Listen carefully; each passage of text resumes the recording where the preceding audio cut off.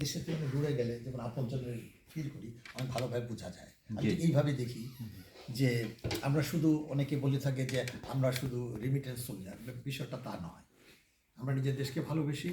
আমরা এখানে এসেছিলাম যখন তখন একটা ইমোশন নিয়ে এসেছিলাম, কিছুদিন পরে চলে যাব। আসলে পরে আর যাওয়া হয় না, প্রায় 90% থেকে যায়। তার এটাই আসলে নিয়ম। মানুষের ইতিহাসটা হলো যাযাবর ইতিহাস। মানুষ জীবন জীবিকার প্রয়োজনেই এক দেশ থেকে আরেক দেশে গেছে।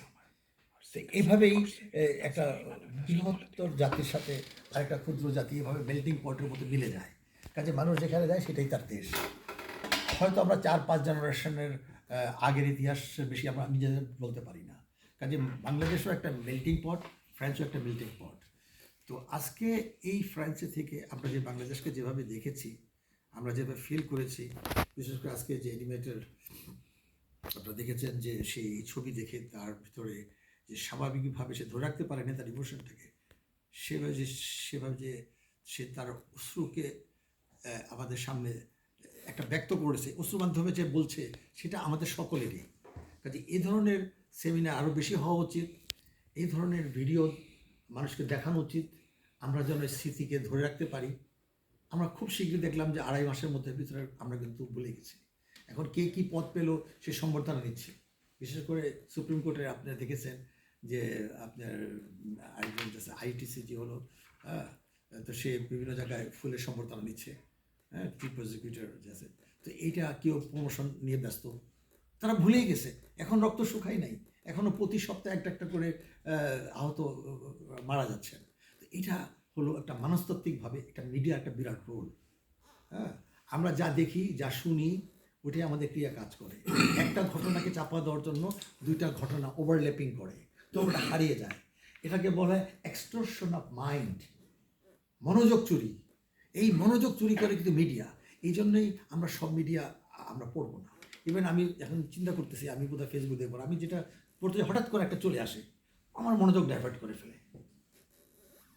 এই যে আমাদের যে মনোযোগ যা থাকা উচিত, আমরা হয়তো ইতিহাস পড়তেছি, আমরা হয়তো ইতিহাস হয়ে যাচ্ছি, আমরা সংখ্যার মধ্যে হচ্ছি। হ্যাঁ, যে এখন হয়তো 3 লাখ না 30 লাখ সেটা বড় কথা না। আজকে এটা আমাদের কয়েক হাজার, তবে 3 লাখের কাছে কয়েক হাজার কিছুই না। এখন শেখ মুজিব বড় না ভাসানী বড়, এটা নিয়ে আলোচনা হচ্ছে, তাই না? তো কাজে কে কোন দিবস পালন করবে কি না করবে দেখেন মানুষ ভুলেই যাচ্ছে। আসলে এই যে বৈষম্য শব্দটা শুরু হয়েছিল কি দিয়ে? বৈষম্য প্রধান ভিত্তি হলো অর্থনৈতিক বৈষম্য।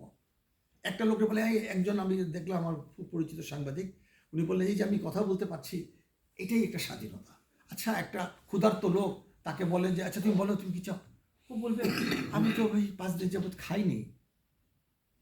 তো তার কাছে এইটাই হলো সবচেয়ে অভিব্যক্তি। একটা অসুস্থ লোক, তাকে বলে আমি 6 মাস যাবত অসুস্থ, আমি চিকিৎসা পাইনি, চিকিৎসা দাও। একটা মাকে বলবে তুমি কি চাও, হয় আমার স্বামীকে মেরে ফেলছে, আমাকে ভিটা বাড়ির থেকে দূর করে ফেলছে, সে তো এটাই বলবে। তো সেই বাক স্বাধীনতা, সেই কথা বলার যে মিডিয়া, সেই মিডিয়াটা নাই। সেই মিডিয়াটা আমরা হতে পারি। Who are the actors, we are the actors. তো কাজেই অনেকে বলে যে হ্যাঁ বড় দল তো এই 4টা কিংবা এই 2টা, এই পরিবারতন্ত্র, মাফিয়াতন্ত্র, যাই বলেন না কেন। আমি বলি না না না, সবচেয়ে বড় দল হলো এদেশের 95% কৃষক শ্রমিক। ওরাই হলো জনসংখ্যা বেশি। ওদের প্রতিনিধিত্ব নির্বাচন না হলে কোনো নির্বাচনে কাজ হবে না। এখানে মাফিয়াদের নির্বাচন হবে। হ্যাঁ, আপদ না বিপদ, ছোট মাফিয়া না বড় মাফিয়া, টাকা দিয়ে আপনারা মার্কা কেনা বেচা করবেন, ইটস এ বিজনেস, যেটা বক্তারা বলেছেন। এই বিজনেস থেকে আমাদের বেরোয় আসতে হবে। তো কাজেই আজকে আমাদের সুন্দর কথা বুঝতে হবে যে আমেরিকান রেভলিউশনের পরে সংবিধানে একটা রাইট হয়ে যায় যে প্রতিটা নাগরিক সে অস্ত্র ধারণ করবে, তার আত্মরক্ষা, দেশ রক্ষা। এটা আমরা আমাদের পার্টি থেকে বহুবার বলেছি যে আমরা মুক্তিযুদ্ধের মধ্যে যে আমরা অস্ত্র ধারণ করেছিলাম, ওই অস্ত্রটা আমাদেরকে কেড়ে নিল।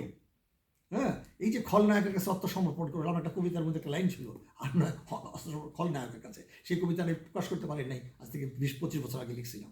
এই সেই খলনায়ক বলতে বোঝাচ্ছিলাম শেখ মুজিবুর রহমানের কাছে। তো কাজেই এই যে আমরা যদি অস্ত্র একবার ধারণ করছি, এটা যদি আমরা সারেন্ডার না করতাম, আজকে এটা হতো না। আজকে আমেরিকা কেন হয় না কেন আমেরিকা যতই বলো নো নো নো নো অস্ত্র সারেন্ডার করা যাবে না, কিন্তু পুলিশও ভয় পায়।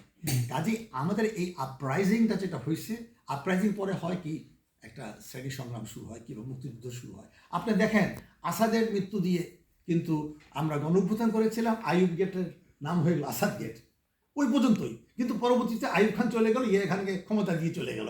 এরপর আমরা কি করলাম, নির্বাচনের ফলাফল হলো না, আবার আমরা একটা গণযুদ্ধে চলে গেলাম।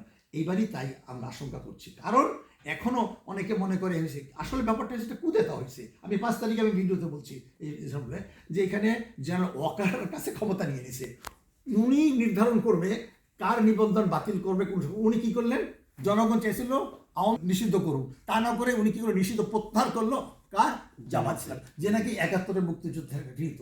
তা আমাদের ওই যুদ্ধের পিছিয়ে নিয়ে গেছে, যেখানে আমরা জয় হওয়ার কথা ছিল ওই জায়গায় নিয়ে গেছে। কাজেই আমাদের যুদ্ধের ইতিহাস অনেক। আমাদের জুন পলাশিতে 1757 সেখান থেকে যেখানে মানুষ আছাড় খায় সেখানে কিন্তু দাঁড়ায়।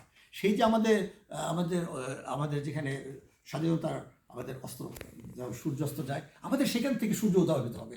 তো কাছে এটা একদিনের না, ব্রিটিশ বিরোধী 250 বছর, পাকিস্তানের 23 বছর, আর ভারতীয় সম্প্রসারবাদের যে এই 53 বছর, সবাই কিন্তু ভারতের সাথে তোষামত করে ক্ষমতা থাকা এবং ক্ষমতায় যাওয়া নিয়ে রাজনীতি করছে। কাজে আমাদের মূল যুদ্ধটা ছিল এই ভারত আগ্রাসনের বিরুদ্ধে। স্বাধীনতা আগে দেশের এবং মানুষের স্বাধীনতা, আজকে এই কথাটা আড়াল হয়ে যাচ্ছে। আগে ছিল কি, আগে ছিল আমরা দিল্লি হয়ে মার্কিন যেতাম, এখন মার্কিন হয়ে দিল্লি যাবো। ওই যে এখন ফরাসিতে বলে মানে মানে ব্ল বনে বনে ব্ল, এখানে বলতো যে কি হোয়াইট ক্যাপ ক্যাপ হোয়াইট পালাই, মানে A is equal to B আর B is equal to A. এখনও আপনার ভারতের সাথেই সম্পর্ক রেখেই কথা বলছে।